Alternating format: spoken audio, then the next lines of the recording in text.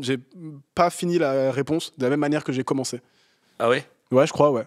Bof. Bon. De toute façon, Ouais, bon. je sais même pas si ça sera gardé au montage, tout ça. Hein, c'est pas très franchement, intéressant. franchement, je parle. Maintenant, je vais vous demander de taper les pieds. On tape dans les mains. Et faites un maximum de bruit pour le prochain. Super tes chaussettes. Merci, c'est des champions. Ouais, j'ai vu ça, j'aime bien. Merci. On commence là-dessus. Ouais. Eh ben salut Basile. Salut mec. Bienvenue dans Bientôt la Fame. Ravi d'être là. On va commencer par parler de toi, hein, c'est un peu le but de l'émission. Yes. Pour les gens qui ne te connaissent pas, est-ce que tu peux nous dire qui tu es? Basile, j'ai 27 ans et je viens de Labordemont-Fromentine, 85 550. Enfin, j'ai grandi là-bas, dans Vendée, et je suis né à Alençon, dans le 61. J'ai pas le code postal exact, je suis désolé. C'est juste toujours retenu que celui de 85 550. Et voilà, et ça fait et ça fait 10 ans que j'habite à Nantes. Quand tu étais en Vendée, c'était comment ton enfance à l'école? T'étais quoi? À l'école, j'étais enfant. J'étais très très jeune quand j'étais à l'école. Ouais. Franchement, j'ai jamais dépassé les 18 ans à l'école. Ah, ok. Non, en vrai, j'étais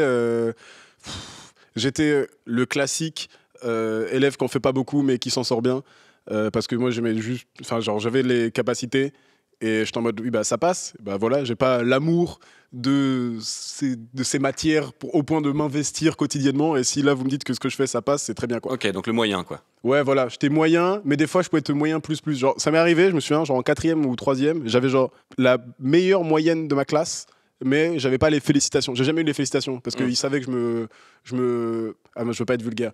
Je me tripotais les testiboules. Attends, pardon. C'est pas vulgaire, ça. Ouais, c'est pas vulgaire. Je crois que c'est pas vulgaire.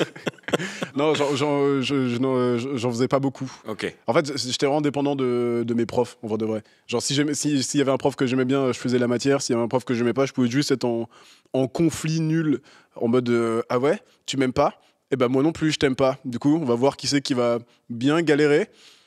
Et ben c'était moi du coup, parce que après Lui, il s'en fout. ouais, lui il s'en battait les testiboules. je vais trouver un autre mot. Les roubicouilles. Merde, j'ai des couilles. Merde. T'as dit merde. Ah. On sera jamais diffusé aux États-Unis. Sorry. Et socialement, à l'école, t'étais l'élève. Ah oui, socialement, bah en vrai je faisais des blagues. Hein. Déjà. J'ai toujours été le gars qui fait des blagues. Ok. Genre, je vannais beaucoup les gens. Je pense que j'étais vraiment juste chiant. Ma truc, c'était de dire... en vrai, comme je vannais tout le monde, tu sais, genre, c'était pas... je vannais que telle ou telle personne. C'était vraiment même le gars qui faisait trop le malin, etc. Presque un peu le bully, je le vannais aussi. Ouais. Mais avec le recul, je me dis, oui, c'est pas parce que tu vannais tout le monde que t'as le droit d'être un connard avec tout le monde, en fait. Genre, c'est pas... Non, mais t'inquiète, je tape sur toi, mais je tape sur lui Ouais, aussi. je faisais pas de harcèlement sur que toi, sur tout le monde. Ouais, une vraie merde, en vrai. Donc franchement, voilà, un mec qui faisait des blagues, Ouais. qui vannait, même les profs. Mais en vrai, Gentil. globalement, ouais, franchement, globalement, dans le respect. Parce que je te faisais marrer. Ouais. Et je pense que c'est ça. En fait, je crois que j'ai eu 2 périodes dans ma vie. J'ai eu la période où je voulais apprendre à faire rire les gens. Et une autre période où je voulais apprendre à comment les énerver. Et après, j'ai beaucoup oscillé pile entre les deux. À être en mode genre, t'as vu, ça t'énerve, mais c'est trop marrant. Donc du coup, tu peux rien faire, quoi. du coup, tu peux rien faire parce que genre, t'as vu, tu rigoles quand même vachement au truc que je suis en train de te dire. Parce que mon but, c'était essentiellement ça. Parce que si je te vanne et tu rigoles pas, je m'en fous, quoi. Ouais. Je me présente très mal, je pense. Je pense que ça, c'est pas une bien de... Ça va? Où on en était? Oui. Donc, Oui, j'adore le collège. Je détestais le collège. et donc dans ton patelin qui s'appelle. Labordemont-Fromentine, 85 550. En fait, ça s'appelle Labordemont et Fromentine. Tu sais, c'est 2 patelins qui sont un peu... Ah, ok, ils ont jumelés. fusionné. En vrai, moi, j'ai grandi du côté Labordemont. Là où Fromentine, c'est plus du côté, du Remblai, la mer, tout ça, quoi. Pourquoi t'es parti de cet endroit? En gros, j'ai fait du coup mon collège à Saint-Jean-de-Mont. Mhm. Donc, patelin à côté de chez moi, etc. Le plus gros? Ouais, c'est ça. 85 000... Non, c'est pas grave. Ouais, je l'ai plus. Mais je crois que c'est 60 la fin. Mais N'hésitez pas à mettre dans les commentaires. ouais, c'est ça. Dès que vous entendez le nom d'un patelin, vous mettez le code postal en commentaire, Voilà, s'il vous avec plaît. le minutage de la vidéo. Exactement. On merci s'y retrouve quand même. Donc ouais, j'étais à Saint-Jean-de-Mont et j'ai bien aimé, sauf qu'en fait, mon lycée de secteur, il était à Chaland. Donc Chaland 85, je sais plus combien. Et Chaland, j'aime pas trop, ok. J'avais pas du tout envie d'aller à Chaland parce qu'en fait, je sais qu'il y avait plein de gens de mon collège qui retournaient aussi à Chaland. J'avais envie de changer de sphère et tout. Et du coup, j'ai regardé le lycée qu'il y avait autour. J'ai rencontré le père d'un pote qui m'avait dit mon fils, il est à tel lycée à Nantes. Du coup, c'était à Rezé. Il me dit lycée Jean Perrin, etc. Et du coup, j'ai pu aller en internat, tout ça. Et je fais, mais vas-y, mais je veux grave aller là. Et franchement, c'est un des meilleurs choix de ma vie parce que genre, j'ai carrément changé de sphère. J'ai découvert d'autres gens, un autre milieu et tout. T'as pu harceler des nouvelles personnes. Ouais, de fou. Mais en vrai, le truc. Attends, quoi C'est horrible. Franchement, j'étais gentil. Et le truc, c'était que j'ai pu... Ah si, en fait, il me fallait une dérogation pour y aller. Ouais. Et j'ai pris une option chinois, mandarin, LV3, pour pouvoir aller là-bas. Parce que tout le monde était demandé. Là où le chinois, on était vraiment genre 4 à y aller. Et du coup, j'étais là-bas pour faire le chinois. Là où, du coup, j'ai fait du chinois. Ok. Est-ce que je parle très bien chinois, à ton avis? Ben, c'est ce qu'on va voir tout de suite. Wopu Chetao. Ça veut dire un petit peu. C'est-à-dire, je ne sais pas. L'essentiel de ce que je sais dire en chinois. Et je revenais le week-end. Je faisais genre semaine à Nantes et week-end en Vendée. Et ça m'a permis de réaliser plein de trucs. C'est en faisant ces allers-retours-là que je me suis dit, mais c'est fou comment en Vendée, on parle que comme un noir, quoi. Vraiment, c'est-à-dire que... On te parle que comme un Oui, noir. c'est-à-dire, on me rappelle à toutes les phrases que je suis noir, quoi. Je sais pas comment, mais tu sais, genre, dès que j'ai un échange avec quelqu'un, mais tu sais, genre, des Will Smith et des. Tu sais, genre. Un petit racisme ordinaire, quoi. Ouais, de c'est ça. campagne. Mais en vrai, quand tu vis dans ça, je pense que. En vrai, quand t'es un noir, métis, que tu veux, qui a grandi en campagne, etc., c'est pas malsain, c'est pas si oppressif que ça. C'est beaucoup de maladresse de gens qui savent pas, parce qu'en vrai, la vérité, même toi, quand t'es petit, tu sais pas. Mais quand tu grandis, tu fais attends, mais c'est vrai que c'était bizarre en fait qu'on me le rappelle autant, quoi. C'est pas un truc que j'ai mal vécu. Je sais pas si je l'ai mal vécu ou pas, mais je sais qu'en tout cas, ça m'a fait bizarre quand je l'ai réalisé, quoi. Ok. Parce que une fois, quand j'étais petit, on m'avait dit putain, mais t'as de la chance d'être noir, c'est trop stylé. Et j'avais trouvé ça trop bizarre. Tu sais, même s'il m'avait fait un compliment, j'arrivais pas à me dire ouais, grave, je suis cool, man. Bah ouais, c'est stylé, quoi, vu que je suis plus bronzé que Watt, apparemment, parce que moi. Il n'y avait pas de différence que ça. Moi, j'ai grandi avec ma daronne blanche, mon beau-père blanc, et tout le monde est blanc, donc j'étais en mode, ouais, bah, pour moi, il n'y a pas de diff, quoi. Et voilà, donc ça me fait réaliser ça, et même du coup, d'autres gens, d'autres cercles, d'autres idées, etc. Je pense que j'ai rencontré plus des gens de gauche, en vrai, aussi. Donc sympa. Ok, tu venais pas de la Tessie, mais le beat est bon. Ah, putain, merci pour ça. Oh, je viens pas de Paname, mais le beat est bon. D'ailleurs, alors, en vrai de vrai, Oui. Kamini, Oui. énorme, genre, c'était mes premières blagues sur scène. Où je parlais beaucoup de Kamini, où en mode je m'identifiais à Kamini, forcément, oui. mais Prumdog, je m'identifiais, j'ai dit Prumdog, et j'ai dit Prumdog et je l'ai dit Prumdog. Mais genre Kamini, vraie influence, quoi. Genre un noir en campagne quand j'étais petit, qui parlait de sa campagne et qui était en mode Et qui fait des blagues. et qui fait des blagues là-dessus. Franchement, je pense une bonne partie de ma personnalité a été basée sur Kamini de quand j'étais petit. Et j'ai eu la chance de le rencontrer. D'accord. Et Kamini, si tu vois ça, t'es mon frère. Merci pour ça, c'était un super moment. Parce que depuis, on échange un peu de temps en temps, etc. J'ai fait sa première partie, parce qu'il fait des blagues aussi, Kamini, Oui, bah, bien sûr. etc. J'ai fait sa première partie à Bouaille, Génial. un truc comme ça. Ouais, vraiment incongru. Je MC une scène, il y a sa prod qui est dans la salle qui me dit est-ce que on est la prod de Kamini, ça dit, moi j'ai des yeux de ça, etc. Du coup, on a pu échanger, etc. Et franchement, mais genre, rien que le fait j'ai une photo de ma mère, mon beau-père, Kamini et Wam, et je suis en mode. Mes blagues, ça a permis d'arriver à ce truc-là. Je te jure, j'ai coché une case dans ma vie. J'ai fait des trucs qui sont peut-être plus stylés que ça en soi, mais je te jure, ça a une place dans mon cœur, mais tellement énorme. Genre, un de mes meilleurs potes d'enfance, Antoine, quand il a vu ça, ou quand je lui en ai parlé, il a fait genre, mec, c'est fou, parce que lui, il sait à quel point ce truc-là, pour moi, c'était énorme. Donc c'est peut-être débile, mais c'est tellement fou. Genre, si je levais le sourcil sur toutes mes photos Facebook à l'époque, c'est parce que Kamini levait son sourcil, d'accord? Est-ce qu'on pourra avoir cette photo? Ah, faut flouter ma daronne. Ah ouais. Tu floutes pas ma daronne. J'ai jamais flouté ta daronne. C'est toi qui as flouté ma daronne. J'ai jamais flouté ta daronne. T'as que il floute les daronnes. Pardon. Ok. Pardon, j'ai divagué sur Kamini. Est-ce que t'as fait des petits boulots? Moi, en gros, depuis que j'ai 18 ans, parce qu'en gros, ce que je faisais en Vendée, moi, beaucoup, j'ai fait un sport de chez moi. J'ai fait du char à voile. Ouais. Tu connais? Oui, bah, bien sûr. Voilà. T'en as mis dans des sketchs, non? T'en as parlé un peu? J'en ai mis dans des sketchs, ouais, comme une petite recette. J'en ai mis un petit peu. J'ai J'en ai un peu plus, je vous le J'ai mets. saupoudré quelques sketchs de char à voile. Alors qu'en plus, c'est pas drôle du tout, le char à voile.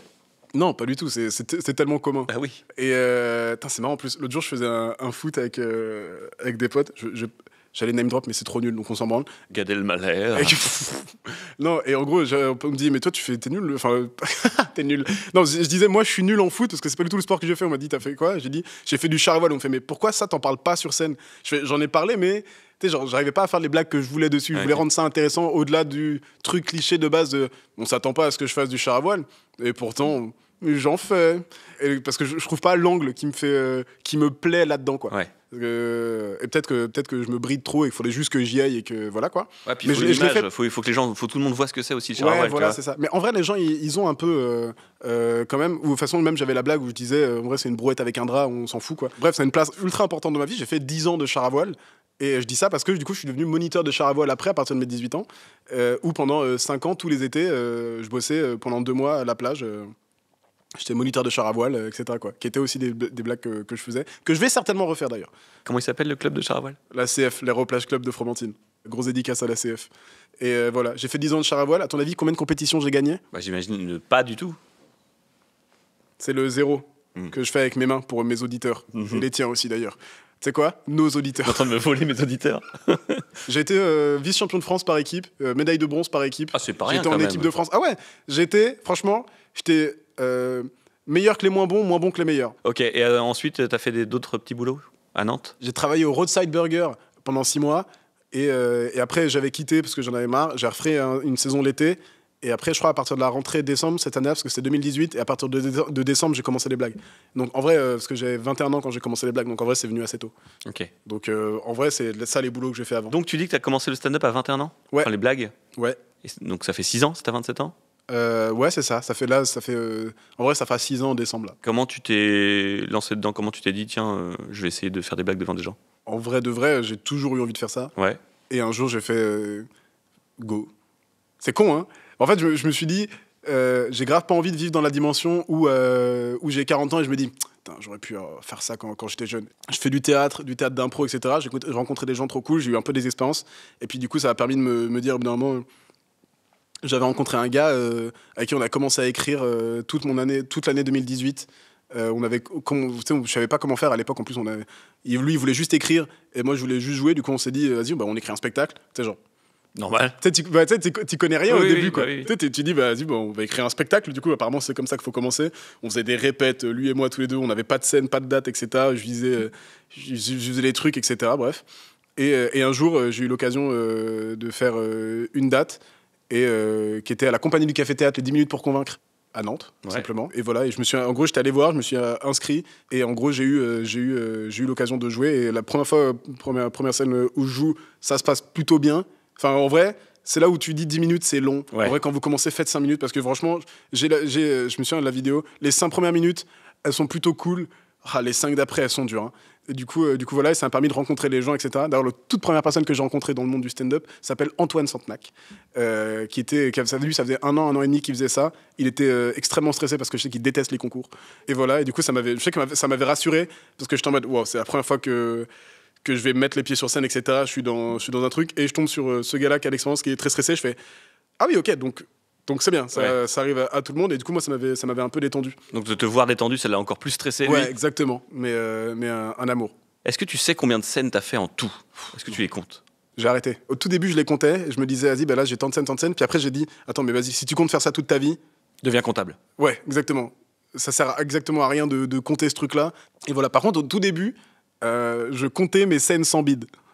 Ah, C'est-à-dire que. c'est plus facile à compter, ça. Ouais, mais en fait, non. Parce qu'en fait, au début, je me disais, là, j'ai pas bidé. Parce qu'en fait, pour moi, si dans, par exemple, les 5-10 minutes que j'avais, à un moment, j'avais un de quelqu'un, je me disais, pas bidé.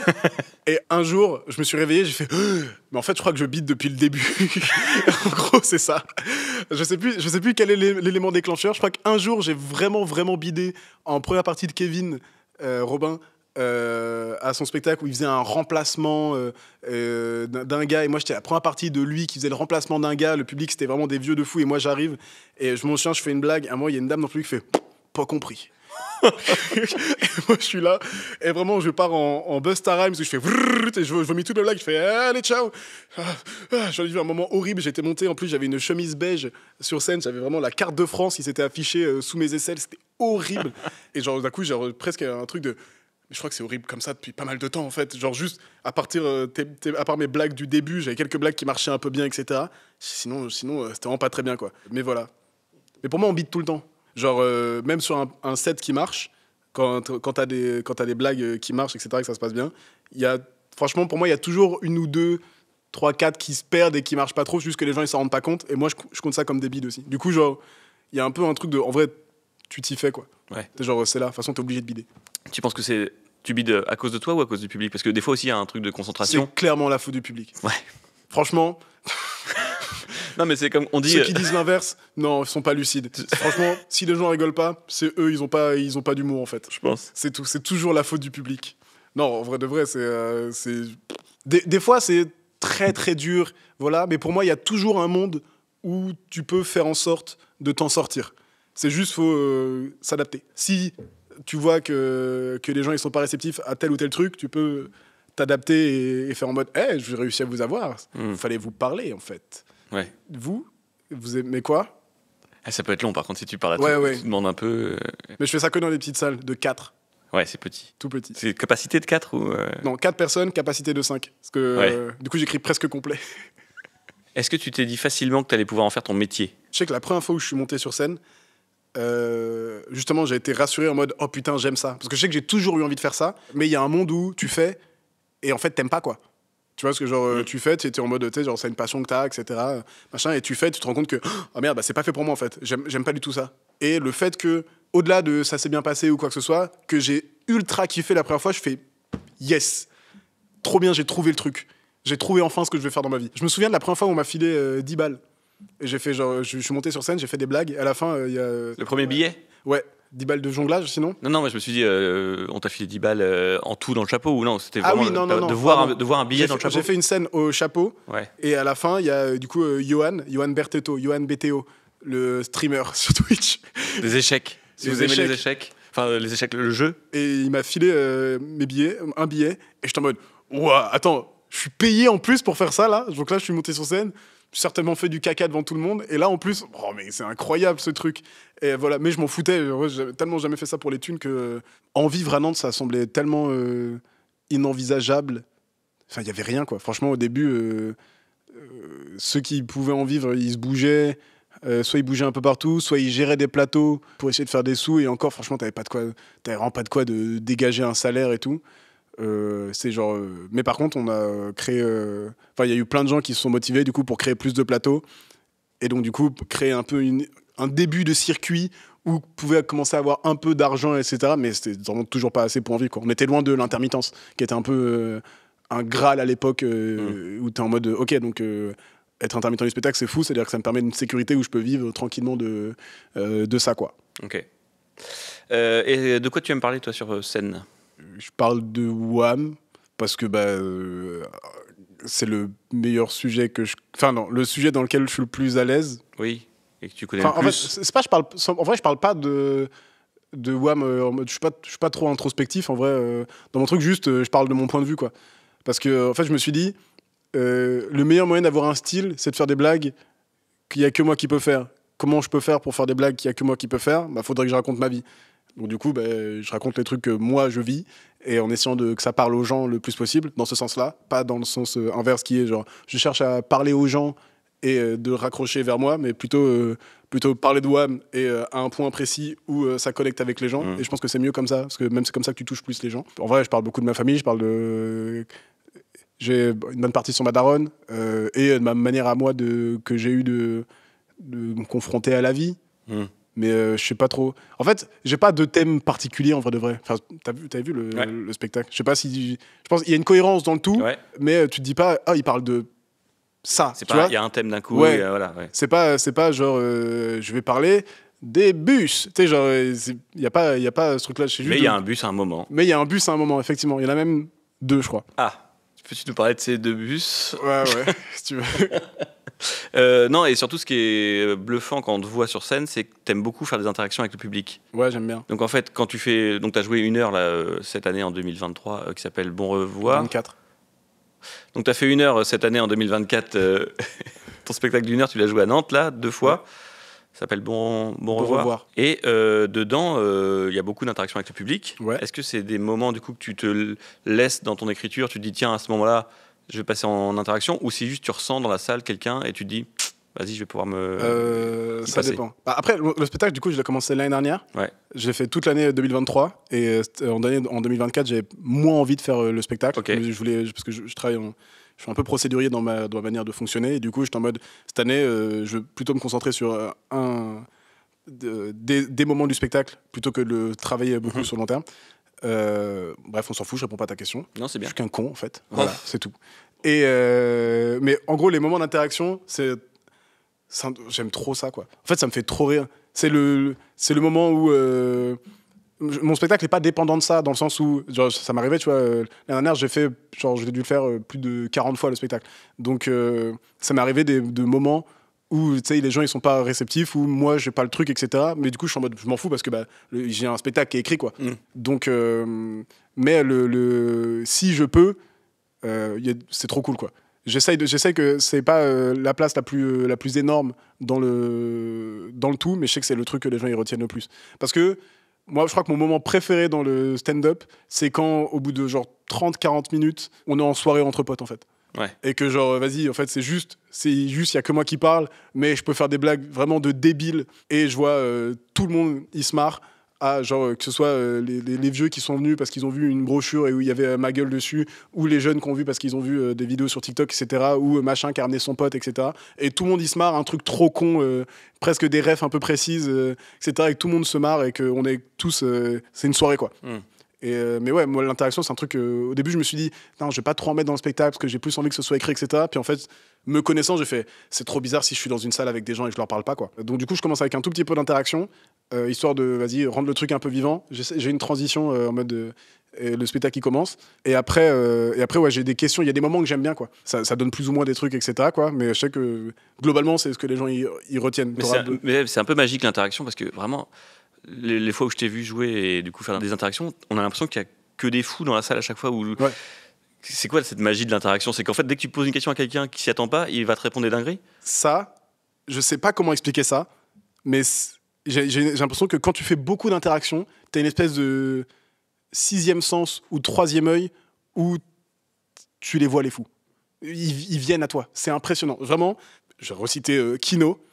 Du coup, cet humoriste qui est pour moi le meilleur en interaction français, que je l'ai vu faire des trucs mais des larmes, vraiment, j'ai vu des salles mais en larmes de rire, etc., avec ce qu'il faisait. Et au bout d'un moment, en fait, quand tu fais tellement d'interactions, je sais pas l'expliquer, etc., mais t'as le truc, presque c'est dans le ton de tes questions, etc., où tu sais que tu vas toper la personne, où la personne elle va se réveiller, et d'un coup tu arrives à avoir ces gens-là, quoi. Après, des fois, tu arrives en tirant un petit peu avec des gens. Si tu sens que ça vient pas naturellement au début, il faut quand même c'est ça. Des fois, tu es en mode... je sais plus, tu étais venu à quelle date? Ton premier 1 heure... Ah oui, celui au Quai West. Oui, au Quai West, et il y en avait une qui était incroyable. Ah oui, avec Marie-Ange. Marie-Ange, qui était incroyable. Oui. Voilà, ça, à ce moment-là, qu'est-ce que on s'était marré. Et tu vois, c'est con, mais genre, je dis on, parce que pour moi, en vrai, tu sais, genre... je découvre en même temps que tout le monde, quoi. Ouais. Franchement, je me suis régalé aussi. Moi, j'ai trop rigolé de ce qui s'était passé dans ce moment-là. J'essaie de pas trop me marrer sur scène parce que c'est moi qui dois tenir le truc. Et voilà, quoi. Mais en vrai, on se marre trop, quoi. Ouais. Mais ouais, tu vois, des moments comme ça. Et ça, c'est un truc que j'aime bien aussi. Quand je parle de mes spectacles avec des gens, des fois, il y a des gens qui me disent « Oh, je t'ai vu en spectacle, etc. » Je fais « Oh, trop bien, t'es venu quand ?» Et les gens, ils me disent précisément au moment d'impro. Ouais, il parle d'une personne de l'interaction, quoi. Genre, il fait, on était venus, il y avait les deux Dominique. Et je fais, ah, ok, vous êtes venus à cette date-là, ok, trop marrant. Des fois, j'en ai un peu plein le cul de faire mes blagues. Et je me dis, franchement, des fois, genre, au micro Comedy Club, je monte sur scène et je fais, je fais mes premières blagues en mode, ça, vous rigolez, ok, c'est cool. J'ai vraiment pas envie de faire la suite. Venez, on part un peu en couille et on fait des trucs marrants, quoi. En fait, moi, je crois que j'essaye de trouver le truc le plus débile possible, et surtout pour moi l'essentiel c'est de faire marrer la personne avec qui je fais l'interaction. Ok, se sente pas prise en otage, quoi. Ouais, exactement. Je veux pas que ce soit aux dépens de toi. Si jamais je te dis un truc si jamais je te dis un truc à toi que ça te fait rire que toi mais ça fait pas rire les autres, je préfère ça à l'inverse. Ouais, c'est sûr. Tu vois. Que si je fais une vanne il y a tout le monde qui se marre et pas la personne, ça me fait yesh. Chier en verlan. Ah oui, d'accord. C'est pas chier à l'envers, enfin, ce serait bizarre. Non, pas du tout. Enfin, c'est possible. C'est vrai? Ouais. Tu sais qu'il y a des techniques comme ça, tu congèles ton caca et tu te le remets après. Et bah... T'as pas une anecdote là-dessus, quand même? Non, mais j'ai un des trucs qui me fait le plus rire, qui est, une fois avec un pote, on était allé sur un forum, on parlait de gens qui avaient une pratique sexuelle qui est incroyable, qui est de se faire sucer en verlan, pendant que tu yèches, chie. Et en gros, on était tombé sur un forum parce qu'il y avait un nom, et je sais plus c'est quoi le nom. Du coup, on tape l'expérience sur Google Et on tombe sur un forum de gens qui parlent de ça, en train de dire genre ouais, j'adore me faire ça pendant que ouais, quel délire incroyable, c'est fou, etc. Et t'as que des gens dans un topic, des gens qui répondent à ça. Et le dernier message, c'est quelqu'un qui écrit les gars, il est 8h. Et tu regardes l'heure à laquelle les gens ils s'écrivaient leur kiff. Il était genre 7h40 du matin. Avant d'aller bosser, quoi. Les gens ils se réveillent tôt, ils écrivent ah ouais, faut que j'aille sur ce topic et dire que j'adore me faire sucer pendant que je chie. Vite. Avec la tartine en même temps et tout. Oui, 2 secondes. Papa, il finit son café. Oui, papa, il finit son café. Qu'est-ce que ça me fait rire. Quand on avait vu ça. Oh, mais les larmes. Pardonnez. Il y a un gros changement pour toi dans ta carrière, là. Tu vas quitter Nantes pour aller à Paris ? Ouais, mais Nantes, grosse place dans mon cœur. Ouais. Et même ultra importante pour tout ce que je fais dans ma vie, le stand-up à Nantes. Le fait de faire partie de ce que le stand-up à Nantes est devenu, et du coup, parce que pour moi, ça a une vraie influence dans ce que ça a en France. Pour moi, c'est vraiment trop important. Genre je pense... Ah putain, j'avais un châssis depuis le début. On en recommence. Merde, attends. Hop, je coupe tout. Châssis, tu vois, t'as le terme châssis ? Non, j'ai vu du coup. Ok, Visuellement, j'ai compris. très bien. J'appelle ça une crotte d'œil, moi. Oui. Hier, j'ai pensé à me dire que c'est marrant, chaque orifice... Fais des crottes ? Chaque orifice fait des crottes, et surtout, chaque crotte, pour chaque orifice, a sa couleur. Orange, vert, jaune, marron. Genre, Oui, j'ai une sorte de mégazord. J'ai une sorte de mégazord des orifices. de Power Rangers des orifices. Il n'y a pas de bleu, par contre ? Si, mais faut que tu sois dopé. Ah oui, c'est comme ça qu'ils détectent. Oui. Allez, Pogba, pisse là-dedans. Tapez Blue Waffle sur Google. Tu te souviens de celle-là ? Blue Waffle ? Tu te souviens pas de ça ? Je n'ai C'était jamais un vu. truc internet un peu horrible où en gros les gens ils disaient taper Blue Waffle sur Google et en fait c'était une maladie vaginale D'accord. où les madames ou les gens qui possèdent un vagin se retrouvent avec le vagin bleu. Maman écoute jamais ce podcast. Voilà. Et du coup tu t'appelais Blue Waffle sur Google et tu t'attendais à voir une gaufre bleue et en fait c'était pas une gaufre mais c'était bien bleu. Mais ça vient de là, peut-être, les pubs pour les serviettes hygiéniques où c'était bleu dedans. Oh oui, c'est vrai Peut-être. ça. Je ne comprenais pas quand j'étais petit. Moi non plus. Je me disais, qui sont ces gens ? Et en fait c'était du sang de menstruation. Force à toutes les femmes, Voilà, maintenant on en parle. à toutes les personnes menstruées. Que moi, à l'époque, ma mère et ma sœur, quand elles disaient qu'elles allaient mettre un tampon dans les toilettes, fallait pas le dire. Donc elles avaient un mot, c'était requin. Je vais mettre un requin dans les toilettes. T'imagines après pour aller pisser ? J'étais pas bien du tout. Je n'ai jamais C'est compris trop pourquoi ils ont appelé ça un requin. Moi c'est le mot ragnagna qui m'a toujours fait rire. Oui, c'est vrai que c'est rigolo. C'est quoi ton mot préféré ? Oh, ecclésiaste, parce qu'en fait, je veux ne jamais savoir ce que ça veut dire. Ah. Je sais pas ce que ça veut dire, juste que c'est un mot qui sonne bien. Et sinon, j'aime bien... Ah putain, j'adore cette question. Je sais pas, j'ai plein de mots préférés. Je te les dirai, je les sèmerai pendant... Ah, très bien. Moi, c'est oléagineux. Pardon, ça, je dis pas assez « et toi ». C'est pas grave, moi j'interview. T'interviews ? Et toi ? Aussi. Cool. Ouais. Oléagineux. C'est bien oléagineux. C'est bien, oléagineux. Rubicon ? C'est un méchant dans un Transformers, non ? Non. C'est un mot ? Oui, c'est quand c'est rouge, je crois. Tu as le nez Rubicon. Je l'ai appris avec Vincent Lagaffe dans une vieille vidéo. Non, c'était pas Ah une oui, c'était remarque. Non. d'accord, Non, c'est un exemple. T'as le nez chelou de ouf. Non, c'est une expression, c'est une expression. Ok. T'es pas très beau. Moi, j'adore récemment Pascal Pro quand il cite du rap. Oh, attends, cut ici. Parfait. J'adore récemment Pascal Pro. Non, Ah si. non, Ah, c'est moi, si. et c'est moi qui fais le montage en plus. Je me suis piégé tout seul. Mais non, mais justement, quand il cite le rap, je baise la mère de Bardella. T'as pas vu cette vidéo ? Non. À un moment, il en parle. Du coup, il y a une chanson qui. Et donc, tu vois Pascal Pro qui dit Je baise la mère de Bardella. Je baise la mère de Bardella. Et c'est incroyable. Et c'est ma vidéo préférée, je pense. Dans ta vidéo préférée, il y a Pascal Pro. Oui. Non, mais tout ça pour dire que tu peux dire Je baise la mère de Bardella dans une émission maintenant. Parce que c'est une citation. Ah oui, ouvrez les guillemets, je baise la mère de Bardella. Voilà. Fermez les guillemets, bien sûr, je ne me permettrai pas Bien de sûr. baiser la mère de Bardella. Mais non, personne Oh, fait ça. que Bah non, nenni. ce serait vraiment Pas cool. pas gentil du tout. Non. Mes respects à la mère de Bardella. Bien sûr. Ce n'est pas de sa faute. Tu sais que la mère de Bardella, elle est grave de gauche. C'est Et, vrai. elle est zadiste. C'est vrai ? Non. Je trouve ça trop drôle. Ça serait trop marrant. Non, elle joue à Fortnite. Ça, c'est vrai ? Oui, elle a fait top 1 là, récemment sur elle a le Season Pass et a fait des émotes. Ok. Donc, on disait que tu quittais bientôt Nantes pour Ah oui, Paris. voilà, pardon, j'ai dit mon amour pour Nantes, de Voilà, ce que j'ai pu ça, faire. c'est bon. Si vous faites du stand-up à Nantes, soyez proactifs. Je pars à Paris, ouais, j'emménage à Paris là, à partir de la rentrée pour je sais pas combien de temps. Ça se trouve, soit j'y vais toute ma vie, ça se trouve, je reste un an, j'en sais rien. Ouais. Juste, on va voir comment ça se passe l'aventure à Paris parce que j'ai atteint un peu les objectifs que je voulais atteindre à Nantes quand j'ai commencé. Et du coup, je suis en mode franchement, soit je reste dans ce confort-là de fou. et parce que je suis vraiment bien. Je peux jouer partout. Je suis cool, je peux faire un spectacle où j'ai même plus de chances de remplir parce que mon public il est essentiellement nantais, etc. Ou je tente l'aventure un peu ailleurs et je crois que j'ai envie de progresser en voyant d'autres techniques, j'ai besoin de voir d'autres katas, je dis beaucoup, j'aime bien voir ça, voir d'autres gens, changer un peu mon entourage, quoi, mon cercle et tout, et voilà, quoi. Et puis même j'ai commencé à avoir des accès un peu cool à Paris où je me suis dit bon en vrai c'est l'occasion d'y aller, en mode comme ça, comme je peux jouer à des endroits qui sont sympas, du coup je me dis bon go tenter l'expérience, quoi, on va voir ce que ça donne. Ok, et du coup les accès sympas c'était quoi? En vrai de vrai, le Jamel Comedy Club c'est quand même le truc le plus fou que je pense que j'ai pu atteindre là. Comment t'as réussi à avoir cet accès? Jamel Comedy Club, c'est parce que en gros de là-bas les mardis ils organisent une scène qui s'appelle la Deb Jam, où en gros qui est un peu une scène ouverte. La raison pour laquelle on m'a contacté pour jouer là-bas, c'est parce que le gars qui gère, il était tombé sur une vidéo que j'avais fait de blagues sur Nantes.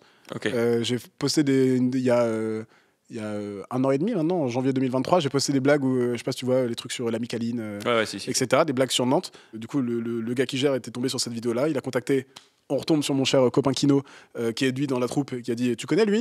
Et il a fait « Bah vas-y, ouais, c'est vas-y, il est cool, tu penses qu'il serait chaud de venir ?» Ouais, et du coup, il m'a proposé de venir, j'ai fait une date là-bas, et il m'a proposé de revenir, et du coup, j'ai fait quasiment 1 an de Deb Jam tous les mardis, enfin pas tous les mardis, mais genre 1 à 2 fois par mois, où je faisais de l'aller-retour pour aller à Paris. Et où je jouais là-bas, et trop cool, on me demandait de revenir, on m'a proposé plein de trucs, et j'étais content. Et là, en janvier, on m'a proposé de faire l'émission, du coup, sur Canal, là, de Jamel Comedy Club. La saison 13 ? Ouais, exactement. Saison 13 du Jamel Comedy Club, donc moi, j'étais comme un fou, j'étais en mode, c'est dingue, c'est trop bien, quoi. Genre, tu penses à, quand tu commences les blagues, et cut, 5 ans plus tard, t'atteins le truc Jamel Comedy Club.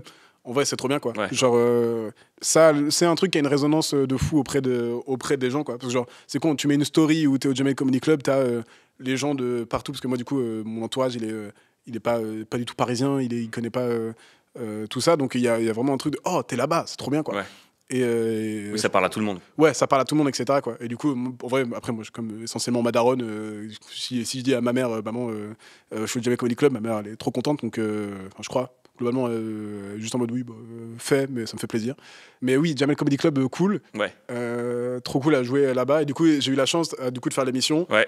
Ça s'est bien passé. Ouais. T'es le premier du premier épisode. Ouais, exactement. J'étais très stressé. Ouais. Enfin, j'étais pas tant stressé que ça. Puis un jour, en fait, quand on est dans les loges un peu de l'émission, etc., t'as Timothée Poinçonnet. Un copain qui dit c'est fou, tu te rends compte que c'est toi qui es le premier à ouvrir de la saison, quoi. Et je suis en mode je sais que j'étais le premier à être tourné, etc., mais j'avais pas réalisé ça comme ça, quoi. Et du coup je suis en mode oui, c'est vrai que ça met un peu un truc, tu sais. En plus tu montes sur scène, t'as dans le fond, tu sais, il y a vraiment plein d'humoristes, etc., qui se regardent en mode ok, c'est qui lui, ok, comment ça se passe, etc. Et en vrai c'est cool, ça s'est bien passé. Et je sais que j'ai été très détendu avant de monter sur scène par justement le gars qui gère, Chris, qui m'a dit vraiment des trucs en mode comme d'hab, fais-toi confiance. Et en y allant, vraiment, j'étais détendu, quoi. En plus, il y avait McFly et Carito sur le côté. En vrai, c'était des gens que j'aimais bien et tout. Et en plus, j'étais avec, sur mon émission, j'étais avec 2 personnes que j'adore, qui sont Marine Leonardi et encore mon cher Kino. J'ai l'impression que je parle que de Kino, putain. Et voilà, qui est du coup vraiment une émission de copains, quoi. Tu sais, genre, il y a vraiment un truc de... en vrai, ils sont rodés, quoi. La machine, elle est rodée. Ils savent comment faire, etc. Ils savent comment te mettre à l'aise, tout ça. Donc, t'es un peu chouchouté en tant qu'artiste. Donc, c'est très agréable. Et du coup, trop content. Moi, ce que je voulais essentiellement, c'était intégrer la troupe. Ouais. Du coup, faire des dates là-bas avec, au-delà, pas que les mardis, mais vraiment tous les autres créneaux qui sont vraiment la troupe du Jamel Comedy Club. Là où, donc, ta troupe, c'est pour expliquer, c'est quoi? C'est tous les ans, ça change? C'est quand tu vas à Paris et que tu dis je vais aller voir la troupe du Jamel Comedy Club, tu sais, genre tu payes ta place, tu vas au Comedy Club et c'est là où tu vois le spectacle que propose le Jamel Comedy Club. C'est vraiment celui-là où il y a tous les grands noms qui sont passés, etc. Et du coup, moi, c'est ça que je voulais, parce que je voulais travailler sur cette scène-là, quoi, qui est vraiment un endroit où t'apprends de fou. Parce que c'est pas simple, le public il est exigeant parce qu'il a des attentes, en fait, tout simplement. Tout le monde est fort là-bas, quoi. Genre, tout le monde est fort. Donc t'arrives sur des line-up où tu vois les noms de tout le monde, t'es en mode ah oui, donc là genre, je suis loin d'être le meilleur, quoi, vraiment. Et t'es en mode donc je dois me démener pour montrer mon épingle du jeu, et c'est pas ça l'expression. Je dois me démener pour sortir cette aiguille dans cette botte de foin. Du coup, c'est trop bien parce que t'apprends beaucoup, quoi. J'apprends encore et j'espère apprendre encore pendant longtemps, quoi, parce qu'il y a trop de trucs à apprendre. Du coup, j'ai d'autres questions qui ont Vas-y. Qui ont des fois rien à voir, des fois à voir. Ça me va. Donne-moi la personne qui t'inspire le plus, mais pas forcément en stand-up. Je vais te dire le premier truc qui me passe par l'esprit, je vais dire ma mère. Hein. En vrai, je ne suis que l'enfant de ma mère. Ok. Je sais pas si t'as ça quand tu te rends compte que tu grandis et que t'as plein de comportements qui t'énervaient un peu pendant une période ou trucs que tu reproches à ta mère et en fait, je fais exactement toutes les mêmes choses qu'elle et voilà. Donc en vrai, ma mère. Ok. Tu préfères faire le bien mais mal ou faire le mal mais bien? Je préfère mal faire le bien. Ok. Ouais. Comment tu peux vouloir faire le mal? Bah, dans les films, il y a des méchants qui font le mal. Ouais, non, même. Vladimir Poutine fait très bien le mal. Ouais, oui, c'est vrai. Mais est-ce qu'il veut le faire? Ça se trouve. Mais c'est ce que je me demande souvent. Ça se trouve, Poutine, il cherche à faire le bien et il s'y prend vraiment très très mal et il envahit l'Ukraine. Peut-être. Genre, ça se trouve, c'est juste un très grand maladroit. Mais moi, je me mets souvent à sa place, tu sais, quand le soir. Quoi? Ah non. Au Kremlin. Ok, j'aime beaucoup Pascal Pro. Non. Non, je me mets souvent à sa place quand le soir, tu vois, il veut se détendre, il va regarder un petit film à la télé, il y a un James Bond. Et le pauvre, quoi, il est pour qui? C'est terrible. À chaque fois, il doit se dire ah encore on a perdu et tout. C'est terrible. C'est horrible d'être Poutine quand. En fait, c'est vrai que quand t'es un grand méchant, les divertissements que propose la télé, c'est horrible quoi. Bah, il y a le catch. Ah oui, les méchants gagnent souvent au catch. Bah oui, en vrai, dans le catch, il y a beaucoup le principe de méchants d'antagonistes. Ils ont une place importante et souvent ils gagnent jusqu'à ce qu'ils perdent à un moment, mais ils ont une place. Du coup, ça rend fou le public quand enfin ils perdent quoi. Ou alors tu regardes des mangas. Ou Game of Thrones. Ouais. En fait, du coup, pardon, ce que je voulais dire, c'est, je pense que quand t'es méchant dans la vraie vie, c'est très pratique de pouvoir te divertir, parce qu'en fait, il y a des méchants partout. Oui, d'ailleurs, il y a trop de méchants. Ça, c'est vrai. Bah, c'était ma question d'après. Est-ce que tu trouves qu'il y a trop de méchants? Pour moi, il y a trop de méchants. Ok, bah ça me va comme réponse. Il y a de plus en plus de méchants. Ah bon? Faut arrêter de faire venir les méchants. Attends, quoi? De les faire venir, comment ça? Non, mais que de créer des méchants. Ah oui. Moi, je veux plus de gentils. Faites venir des gentils. Mais les faire venir d'où? Bah de gentilles villes. Est-ce que tu as déjà fait un move de super-héros un peu en mode t'as sauvé une grand-mère, quelque chose? Est-ce qu'il y a un geste que tu as fait dans ta vie ou quelque chose où tu es hyper fier? Ouais, alors le truc qui me vient à l'esprit, mais c'est claqué. Attends, sinon, sauver quelqu'un, je raconte un peu ça dans mon spectacle. Le truc de. Une fois, j'ai aidé une meuf dans un bus, mais vraiment, je vais plutôt raconter l'autre anecdote qui est. Ah ouais, mais c'est trop nul, hein. Je sais pas pourquoi ça m'a fait penser à ça. Char à voile, on retombe dessus. Podium compétition char à voile. On est vice-champion de France avec les frères Levaillant, bien sûr, les autres goats du char à voile. Franck et Yann, ça sait. On est sur un podium. En gros, les podiums, c'est vraiment juste des cubes. Des gros cubes posés sur le sol parce que ça reste du char à voile, quoi. Ça peut être des trucs en or massif et des couronnes de laurier. Non, c'est des gros cubes, presque des trucs de gym, quoi, posés sur le sol. Et en gros, les deux, ils descendent. Et moi, je veux descendre de ce bloc-là. Et en fait, je suis un peu sur l'avant. Et en fait, le bloc, il bascule en avant. Et du coup, moi, je tombe en arrière. Et il y a vraiment tout le monde qui est à la tête. Il y a genre 50 personnes qui sont là en train de regarder le podium, etc. Et moi, je descends. Et le bloc tombe en avant. Et moi, je bascule en arrière. Et je sais pas comment j'arrive à me rattraper en m'asseyant. Et du coup, j'arrive pile assis sur le bloc. J'avais mes lunettes de soleil qui étaient là. Quand je m'assois, comme je vois que j'arrive parfaitement, je fais un coup de tête pour descendre mes lunettes de soleil. Et je me lève, je fais « Maman, on y va ?» Et voilà. Du coup, c'est aussi ma mère dans l'anecdote. Je crois que c'est la pire phrase de badass à dire dans un film. Dire « Maman, on y va !» et après, avec ma mère, on y allait. Parce qu'on était genre en Bretagne ou un truc comme ça. Et tu mets ta ceinture? Oui, bien sûr. Oui, parce que j'ai pas encore le permis. Partimement. Et voilà. Ok, et un move dont t'es pas super fier? Une fois, j'ai fait une boulette avec... en gros, je raconte une anecdote à une pote et elle me dit... je lui fais une blague sur sa tante. Et elle me dit, ah oui, mais tu sais que ma tante, elle s'est suicidée, etc. Alors, en plus, moi, j'avais choisi exprès quelqu'un de loin dans la famille, histoire de me dire, vas-y, bah, c'est bien, on est tranquille, quoi. Donc, je me dis, merde. Du coup, je me sens grave pas bien, tu vois. Et un peu plus tard, je raconte cette anecdote à une pote à moi. Et je lui dis, putain, l'autre fois, trop con, etc. Je fais une blague sur la tante d'une pote, elle s'est suicidée, etc. Elle me fait, Basile, c'était moi. Je fais deux fois la boulette avec la même personne. Et depuis, c'est là. Voilà. Est-ce que tu as un talent caché? Je sais soit faire tourner mon stylo autour de mes doigts, genre du pen spinning, c'est le truc quand tu fais ça là. Soit sinon, je sais craquer les oreilles. Tu le fais avec ton doigt? Non, c'est vraiment l'oreille? Comment tu veux que je craque avec mon doigt? Je sais pas, les gens craquent leurs doigts normalement. Les gens, ils peuvent craquer les doigts? Bah oui, c'est ça qu'on craque normalement. Regarde, normalement, tu vois la caméra. Ouais. Rien, tu vois. Vous voyez bien? Ok, c'est bien. C'est pas mal? C'est pas mal. Essayez chez vous. Tu te vois comment? Plutôt professionnel de l'humour ou amateur de blagues? C'est marrant parce que si tu fais un mix des deux, ça change pas la réponse. Je suis un professionnel de blague. Ah ouais, donc du coup la première. Ouais. Franchement, aucune idée. Ouais. Ça vous remélange des deux. C'est comme choisir entre le ou la Wi-Fi. Allez. Qu'est-ce que je dis? Du coup, je saute la prochaine question qui était le ou la Wi-Fi.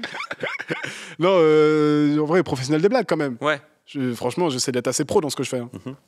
Je suis amateur de blagues au quotidien, professionnel de blagues sur scène. Qui est le titre de mon spectacle. En termes de sensations, est-ce que tu préfères jouer de la cornemuse seul sur scène au Zénith, qui est complet avec plein de gens fans de cornemuse, mais tu sais pas jouer de cornemuse? Ou est-ce que tu préférais participer à la finale d'un tournoi d'échecs qui est télévisé avec des millions de spectateurs, mais tu sais pas les règles? Échec. Ouais. Échec parce que je pense que j'arriverais mieux à faire semblant. La cornemuse, il y aura un côté... Après, je pense vraiment il y a plein de gens qui font de la cornemuse. En vrai, ils savent pas le faire. C'est juste que personne sait vraiment jouer de cet instrument et que c'est juste... Et ils sont en mode, ah ben c'est bon, il sait grave faire de la cornemuse. Ah ouais, bah ouais, moi aussi. Oui. Ils font tous semblant. Mais je pense que les échecs, il y aurait que les fans d'échecs qui font genre, qui me verraient au premier point, ils font arrête. Alors que en vrai, à la télé, oui, j'en dirais bon, il est pas très bon. Oui, effectivement. Il a perdu en 1 seconde 57. Je pense que je pourrais ne pas perdre en 1 seconde 57, mais juste moi je jouerais à la parole. On peut jouer à la parole? Alors moi, comme je connais pas les règles, oui. Je me permettrais de jouer à la parole ou alors des petites balayettes. Oui, tu connais vraiment pas les règles. Ouah, nul. Et le gars me regarde, il me ferait, je te comprends pas, je suis russe. Ouah, tu parles même pas français, t'es trop nul. Quoi? Tu préfères 60 secondes de Kian Kojandi ou 21e seconde de Jason Brokers? Je sais pas, j'ai regardé les deux, cool. J'aime bien maintenant, ce que j'aime bien maintenant dans 60, c'est qu'il y a des copains, et du coup je trouve ça rigolo. Genre, oh, t'es là, ça fait plaisir. Quel décès t'a le plus touché récemment? Est-ce que c'est Alain Delon ou est-ce que c'est Lynn Renaud? Ah oui, Lynn Renaud est décédée? Non. Mais je sais pas quand est-ce que sortira l'épisode. Alain Delon, il y a Pierre Metzger qui a fait une super vidéo dessus, où franchement, il traite super bien le sujet. Donc moi, le décès qui m'a le plus touché, c'est le fait d'être mort de rire à la vidéo de Pierre Metzger sur Alain Delon. Brrrr, toi. Comment tu peux drop the mic? Faut tout monter. Maintenant, on va parler un peu de la fame parce que c'est quand même pour ça qu'on est là. C'est quand? La fame? C'est à toi de me le dire. C'est bientôt. Ça, ce sera dans la bande-annonce, ça. Oh que oui. Tu fais des bandes-annonces? Non. Ah. Mais peut-être, du coup. Tu pourrais peut-être essayer. Donne-moi ta définition de la fame. Pour toi, c'est quoi? Ça veut dire quoi? Ma définition de la fame, c'est... c'est vrai que j'ai pas réfléchi avant à ça. J'en ai aucune foutue idée. C'est quoi? C'est vivre bien de ce que tu fais et que les gens ils te reconnaissent. Mais ça, c'est pas ma définition. Je pense que c'est la définition. Bon, est-ce que c'est quelque chose que toi, tu vises? Est-ce que ça t'attire? Je sais pas. En vrai, moi, je crois que je veux être connu à la hauteur du travail que je fournis. Si je travaille bien et que, du coup, je suis connu, c'est cool. Pour moi, c'est une des résultantes du travail qu'on fait. Mais en soi, je m'en fous. Genre, je travaille vraiment pas pour ça, quoi. Je m'en fous, mais je sais que t'es obligé, normalement, si tu veux continuer à bien en vivre et être bien là-dedans, passer des bons moments cool et tout, etc., ça fait partie du truc. Mais c'est pas l'objectif. Moi, ce que je veux, c'est être fort. Je suis grave pas pressé dans l'atteinte de ce truc-là. Le parcours, il est tellement long que, franchement, moi, si ça marche vraiment d'ici 10 ans, cool, quoi. Moi, je veux juste être fort, progresser, et tant que je suis sur scène et que les gens en face de moi, ils rigolent et que je peux jouer devant des gens, ça, c'est cool.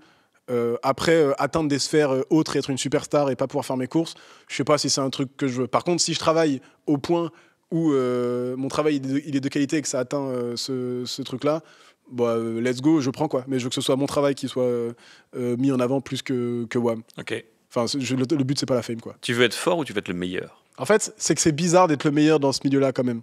Genre, j'ai envie d'être le meilleur, en vrai. J'ai envie d'être... en fait, il y a un moment où c'est de l'art. Et donc, en fait, être le meilleur, ça n'a pas de sens. C'est genre, le meilleur selon qui, selon quoi, ou quoi que ce soit, quoi. Donc, en vrai, le meilleur, si tu prends un peu de recul, ça n'a pas de sens. Mais j'ai envie d'être la meilleure version de ce que je peux être et de ce que je peux faire, quoi. Je sais que quand j'ai commencé, je me disais, j'espère que tellement je suis qu'à 15% de mes capacités. Et en fait, là, genre 5 ans plus tard, j'espère toujours que je suis qu'à 15% de mes capacités, quoi. Enfin, dans ce métier, j'ai l'impression que plus tu comprends des choses, plus tu comprends qu'il y a des choses à comprendre. Donc, franchement, en vrai, je n'ai aucune idée de à quel point tu peux être bon, haut et fort. Par exemple, quand tu penses que tu es à 15%, tu apprends des choses, tu progresses, mais en fait, c'est comme si t'étais à moins de pourcent, quoi. Exactement. Okay. Parce que t'es en mode, c'est bien, en fait, je suis bon comme ça. Puis en fait, tu redécouvres, tu vois d'autres gens, tu vois le truc, je suis en mode, ouais, non, pas du tout, en fait, je suis vraiment loin d'atteindre des trucs forts, quoi. Donc, c'est intéressant. Donc, voilà, quoi. Mais genre, après, du coup, moi, je sais que du coup, j'ai tendance à être très dur avec WAM dans cet objectif d'être fort, etc. Parce que justement, ce que je veux, c'est être fort. Et donc, mais quand même sur un long terme. Et donc, du coup, si je me satisfais des trucs que je fais dès maintenant, sachant que je vois le niveau que je veux atteindre, c'est trop. Genre, c'est pas ça qui va me faire progresser. La fame sur les réseaux sociaux, est-ce que tu passes beaucoup de temps sur les réseaux? Est-ce que tu te forces un peu à beaucoup communiquer pour essayer de toucher le plus de monde possible? Enfin, force, c'est peut-être pas le bon mot. J'essaie de pas trop, pour l'instant, jouer le jeu des réseaux parce que c'est pas en fait, comme c'est pas pour l'instant mon objectif.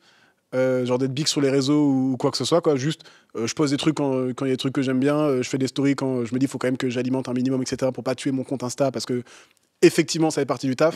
Mais quand je vois, par exemple, j'ai plein de potes où j'ai un peu Nantes, Paris, etc., qui se sont mis dans le game des vidéos et du contenu sur Instagram, et quand je vois l'épreuve mentale que c'est, parce que vraiment ça rend fou, quoi, quand tu vois genre les chiffres, le monter, etc., chercher le bon truc, chercher la bonne vidéo, etc., toucher l'algorithme, l'algo et tout. Il y a vraiment un truc de waouh, les gars, c'est vénère dans quoi vous mettez.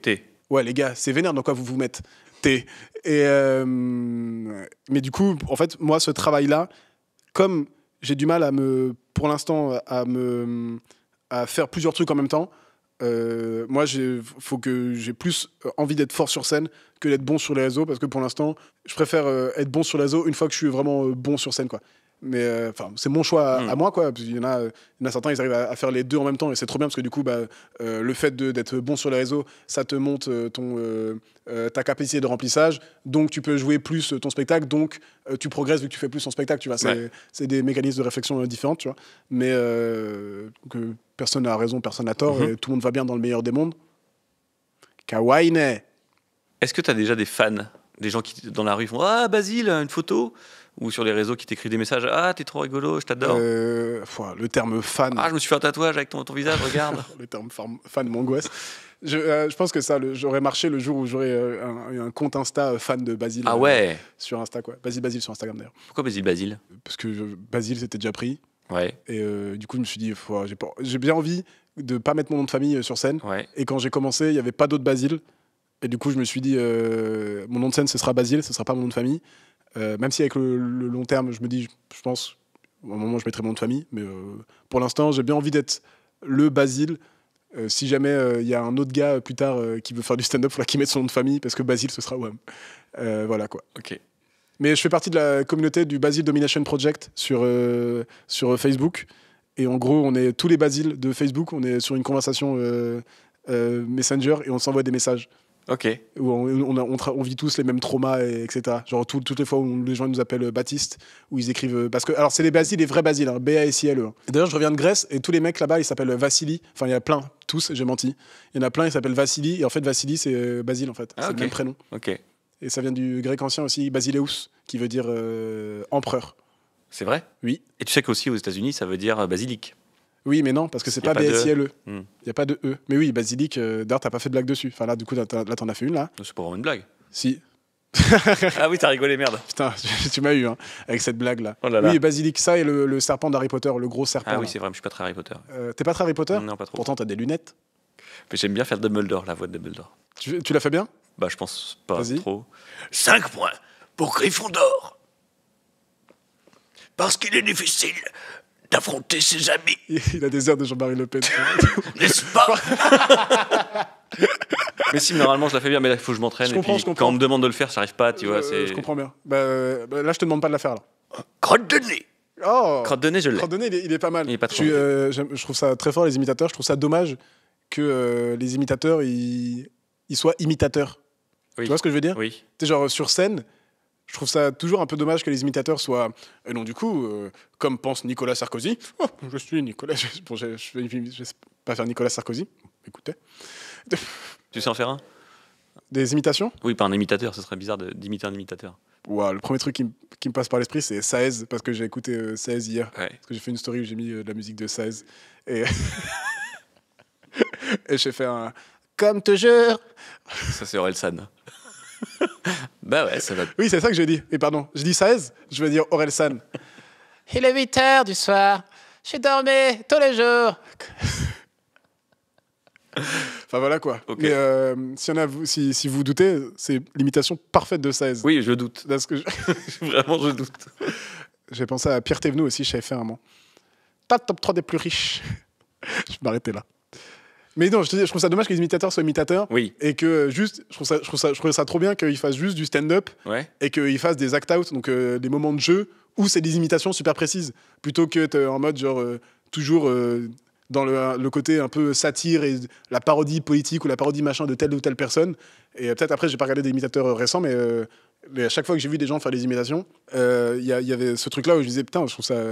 Je trouve Ils sont rangés dans une case d'imitateurs ouais, et c'est tout. Exactement, quoi. je trouve ça trop dommage quoi. Ouais, c'est vrai. Comme genre les ventriloques. Les ventriloques, vas-y, laissez tomber la marionnette là et faites des trucs trop stylés. Il y a un Américain qui fait de la ventriloquie, mais genre c'est un truc des années 70-80 je crois. Et où il monte sur scène, il a un pied de micro, il a le micro et en fait il interagit avec le micro. Tu sais genre du coup il fait parler le micro. Ouais. En fait il fait parler le micro et du coup il fait des trucs où il parle. Et le micro, il fait vas-y, tu me saoules, tu sais quoi, je vais te mettre en décalage. Et du coup, il parle avec sa bouche, et après, avec la ventriloquie, il se fait parler en décalé, etc. Et du coup, il fait trop de trucs où, genre, quand il tape sur le micro, il fait aïe, tu sais, t'es en mode, oui, bah ça, c'est trop bien. Tu sais, genre, il y a des trucs, des idées autres que faire, moi, toi, tu as dit des trucs que moi, je n'ai pas le droit de dire. Bon, arrête, espèce de salaud. Va te faire enculer, Macron. Ouais. La mère de Bardella. Ouais, mais toi, alors. Mais c'est bon, en fait. Mais t'es un malade. Ta gueule. J'ai pas fini. Voilà. Est-ce que tu crois que si le gars du catch qui fait ça, Santino Marella, est-ce que s'il était ventriloque en plus, ce serait vachement bien? ce serait incroyable. Je vais te niquer. Je vais te niquer. T'es pas prêt à voir. Et les lèvres bougent Oui, en plus. aussi. Oui. Franchement, on voit que les lèvres bougent. Assumez-le, Quoi. oui. Ça se voit. Genre, vous le voyez. Mais c'est trop stylé. Enfin, il y a des gens qui sont trop talentueux et le fait d'avoir créé des cases depuis le début dans des disciplines fait que ça les enferme, quoi. Est-ce que tu veux faire un petit temps promo maintenant? Un petit temps promo. Ouais, comme dans les vraies émissions, tu sais. Tu veux que je fasse un sketch à moi? Non, je veux dire... est-ce que... Tu veux me lancer et que je fasse genre que je fais mon sketch? Non. Vous arrivez un truc dans un bus, C'est mal vas-y. compris. Et donc, du coup, Alors, les effectivement- crayons dans les fesses. Est-ce que j'ai un crayon, c'est Oh, marrant. oh. Ça, vous avez pas la ref, sauf ceux qui ont la ref. Allez voir Basile en spectacle. Allez voir le spectacle de moi. Où? Quand? Est-ce qu'il y a une promo à faire en ce moment? Bah, pour l'instant, du coup, comme j'emménage à Paris là, à partir de septembre, l'objectif, c'est pas de faire le spectacle tout de suite, parce que justement, je suis assez procédurier dans ma manière de faire les choses, et j'ai bien envie de d'abord m'installer, trouver comment je gère ma place là-bas, avant de me mettre la pression du remplissage. Et après, j'aimerais bien caler des exceptionnels dans des théâtres, je ne sais pas encore lesquels, tu vois. Mais franchement, en vrai, suivez Basile sur les réseaux. Toi, suis Basile sur les réseaux. Ouais, je vais m'abonner. Ouais. Et je vais te débloquer, en fait, et arrêter de te signaler pour contenu nudité excessive. Je suis très nu. Je suis très nu sur ce que je poste sur Insta. Tu te mets à nu. Oui, je me mets à nu, pardon. Et quand je poste, toujours, sachez juste que quand je poste une story, sur la story, je suis habillé, mais quand je la poste, moi, je suis nu. Bon, bah, c'est bon à savoir. Ouais. On finit là-dessus. En vrai, j'ai dit tout ce que j'avais à dire, et j'ai dit essentiellement tout ce que j'avais pas à dire aussi. Bah, merci beaucoup, Basile. Merci beaucoup à toi, j'espère que j'ai été un minimum pertinent et pas trop relou. C'est pas à moi de le dire, ce sera à vous. Dans les commentaires, mettez les codes postaux de tout. De tout. Merci beaucoup, plein de bonnes choses pour la suite. Merci à toi, merci à vous. Merci d'avoir écouté cet épisode. N'hésitez pas à en parler autour de vous, à vous abonner au podcast. Et si jamais vous êtes chaud, vous pouvez carrément mettre 5 étoiles sur vos plateformes d'écoute préférées et même lâcher des pouces bleus sur YouTube. Bref, tout ce qui peut faire que Bientôt la Fame devienne Bientôt Famous.